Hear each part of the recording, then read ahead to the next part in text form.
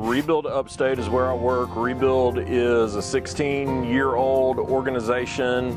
It actually got started as a response to Hurricane Katrina years ago. So Chris Manley, our founder, was a Clemson student at the time, started taking other students with him down to Katrina just because he wanted to help out, and saw the need for home repair, fell in love with it, and he was taking trip after trip down to New Orleans, had a local group reach out to him and say, we raised the money to repair this person's roof. Would y'all be willing to help us with that? And so in 2007, they repaired their first roof in the Clemson area, and that just sparked a passion in him to say, we feel like there's a need in the Upstate. He started getting his eyes open to that, and so Rebuild really started as a completely volunteer-run organization, hired a first full-time staff member in 2008 just to deal with all the things that we were dealing with, but especially someone who was skilled to do some home repair.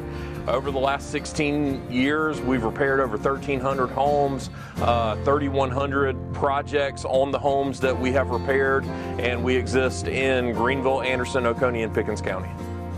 We help our low-income neighbors, so the applications that we take in are people that are under 80% of the AMI, so the area medium income, but the majority of the people that we help, because we have a priority scale, it's not first come, first serve, are people that are going to be under 50% of AMI for the counties that we're serving. I do believe that the best home for a homeowner is the home that they are already in, the home that they own.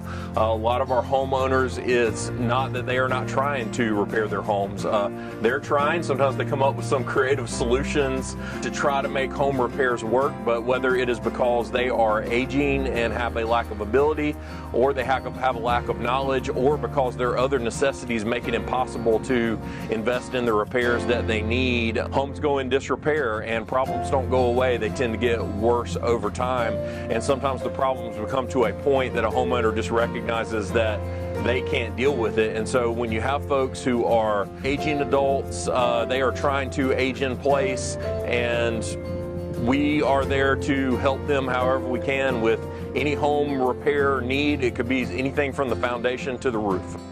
We rely very heavily on volunteers, which helps us keep our costs low. So we are constantly on the lookout for skilled and unskilled volunteers. Even if you're an unskilled volunteer, if you know which way to point a hammer, we can probably teach you a whole lot of things that will help a homeowner. We have what we call handyman teams, which are mainly retired folks that just want to go out during the week. And usually they pick one day a week and they volunteer to serve, and they kind of have their own team, and they are kind of more of our skilled labor force that are going in, especially in small spaces like bathrooms, to go in and do some of the skilled labor. We also use skilled volunteers as site leaders to lead volunteers on the weekend, but probably about a fourth of our staff is our skilled labor force. The other half are broken into kind of administrative duties and folks that are helping us with community engagement, so volunteer recruitment, fundraising, things like that. We're so excited about the partnership with Anderson County. Anderson County, we have existed in and worked in since our existence.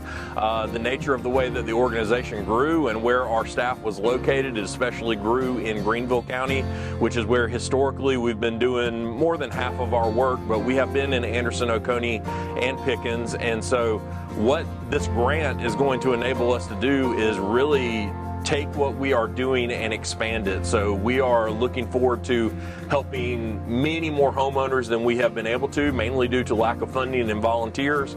And so it's going to enable us to put the word out in Anderson that we are here to help, and we are just hoping to use the money to help as many people as possible, but also for that not to be a one-off thing. We're looking for continued partnerships, not just with Anderson County, but with churches, with corporations, to make sure that we are all working together to help with affordable housing problem.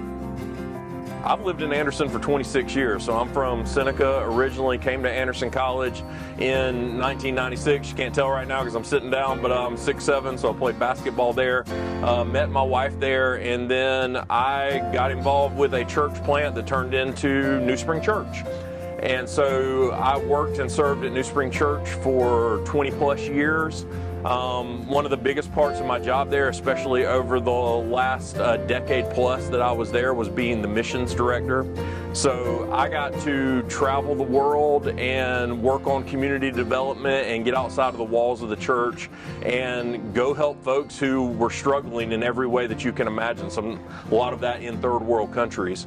So God made it clear it was time for a change for me, and as I was going through that process, had a friend who used to work for me at the church reach out and say that the CEO for Rebuild was making a transition, and so the board decided it was time to hire their first full-time CEO. So when this friend reached out to me, I literally read the entire website in one night, and I fell in love with the mission and really started to pray about it, and just felt like, man, I am looking forward in this next season of my life to doing a different type of ministry and figuring out how I can really invest in the community of the Upstate. I love the Upstate.